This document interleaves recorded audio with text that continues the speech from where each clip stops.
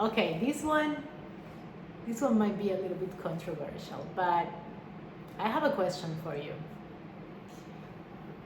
Are you really healed, or are you just isolating yourself from your triggers? Let me repeat that question again. Do you actually healed? Are you actually healed? Or are you just isolating yourself from your triggers? And I feel this is something that we don't really talk about enough, especially in this like self-help world, self-improvement, healing, and becoming the best version of yourself. This is something that I really feel that we don't talk about enough. And it's the fact that it is, I don't want to use the word easy because I feel it's just, maybe taking importance from it, but it's easier, it's easier to heal and to feel that you are at peace and you are centered and you are protected and your energy is protected when you're isolated from the things that actually cause you to feel triggered, the things that are actually cause you to feel pain. And this is something that I saw happening both in myself, and I saw it with a lot of my clients and even with some friends. They want something to change in their life. There is something that maybe it's their romantic relationships, maybe it's their job, maybe it's they want new friends, they want a better body, whatever that is. They want something to change. And in order to change, a lot of people, what they do, and I do it too, that's what I'm telling you, it's like, okay, I want to change this, so I need to change my environment. Perfect. And then you maybe go on a trip. You go there for a week, you go there for a month, you go there for 5 months. Doesn't matter. You go there and you're in this new place and you feel like now you can finally be the version of yourself that you want. And you show up differently, you have new friends, you have a complete different life, you start doing things that you love, you feel so good, you might do some whatever healing practices, whatever that it means for you. It might be coaching, might be psychology, might be astrology, family constellation, whatever. You try it all, or you try a few of them, and you are feeling amazing. You are feeling like life is flowing. You are feeling like this is what you are meant to be, who you are meant to be. And if you find a way to stay in that feeling, to stay in that frequency, perfect. No more questions, sir. What normally happens is that at some point, sooner or later, you go back to quote-unquote normal life. This could mean different things to different people. If you just took a holiday and then you go back home, that could be normal life. If you maybe took a sabbatical year for traveling and then you have to go back home, there you go. For me at this point, coming back to normal life, it's going back to Argentina, to where I was born, to where my family is. And all of these things, I remember for me at the beginning, when I moved abroad, the first couple of years that I was going back, it was hard. It was quite messy because I felt like I had all this whole new life and I was doing great and blah blah blah, but then I went back home and all the things that I But in my mind, we're all healed, all nice. They were like trigger, trigger, trigger, trigger, trigger. And I'm like, what? What happened with the other candela? And I know this happens a lot. I know this happens a lot when, especially if you took, for example, a couple of months off and then you go back home and then you have to like rejoin normal life. Then you realize, oh, okay, I'm here again, getting triggered again by the old same things. What happened? What happened with that version of me who was so calm and chill and nice? What happened to her? What happened to the wise version of myself who didn't react to things?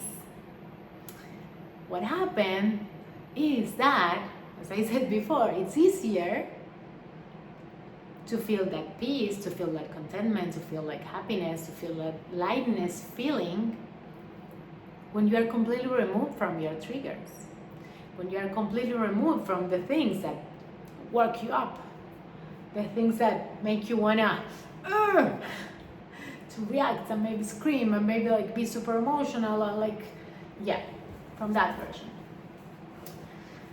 So the real measure of healing, I kind of don't really like that word, but the real measure of actually being in alignment, of actually being true to yourself, of being able to keep the peace inside yourself, is when you can sustain, when you can stay in that frequency even in the middle of a crisis, even when bad things are happening.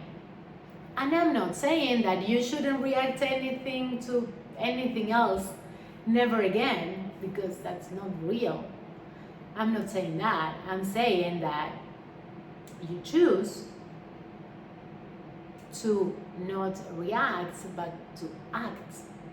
You choose to take time, to make space, to not do the automatic thing that you will normally do.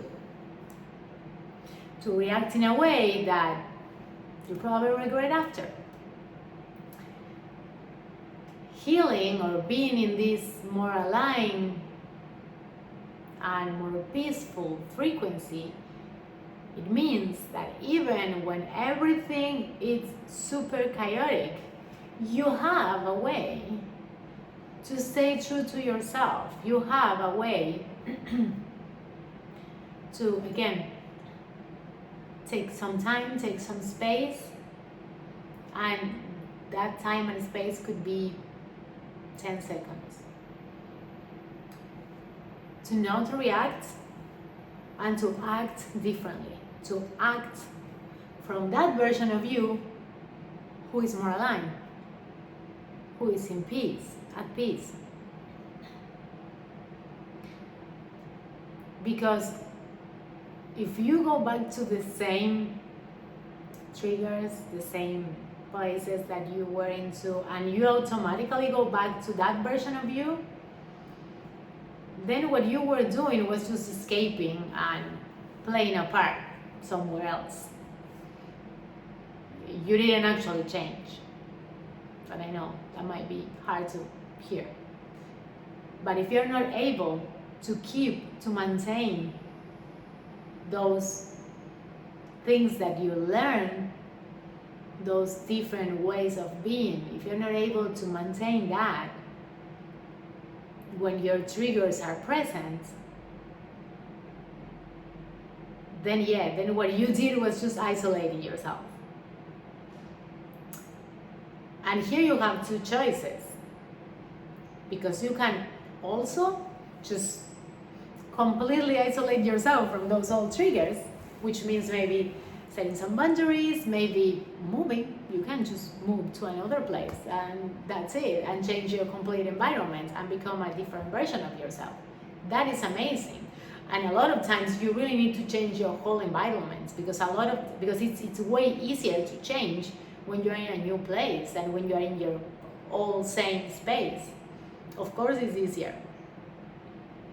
But if you ever want to be back there, if you ever want to hang out with the same people. And I'm sure at some, maybe in different amounts, but I'm sure that we all want that, because for example, for me, like, I learned after a couple of years how to not get triggered anymore when I am with my family and with the people that I know used to trigger me the most.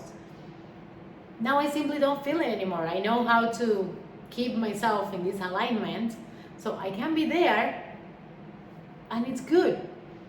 I maintain my same way of being, my same stillness, or yeah, I'm able to do that. But of course, because as I said before,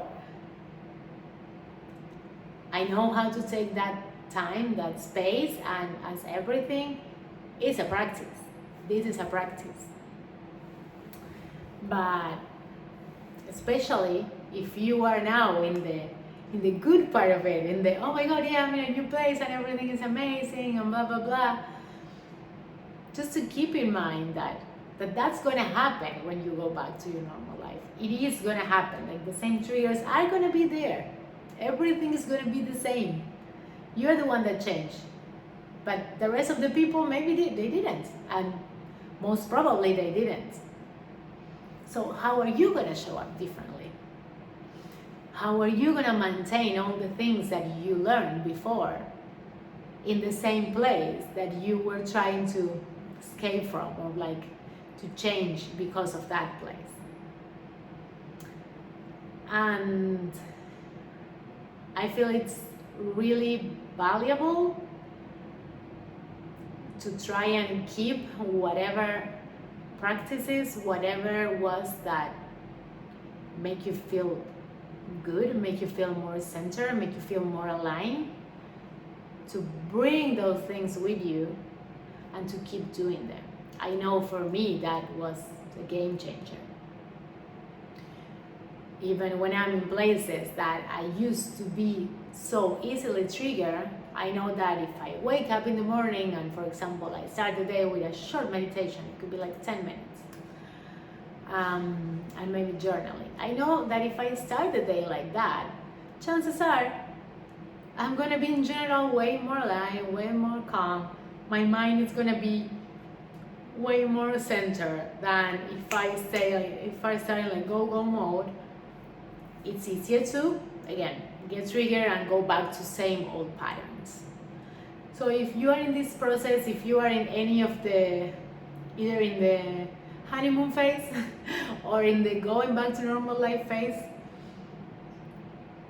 one thing that I would love for you to take from this video is that it's your responsibility to develop these little things that will make you feel grounded, that will make you feel at peace, that will make you feel aligned, no matter where you are, who you have around, and no matter what is happening.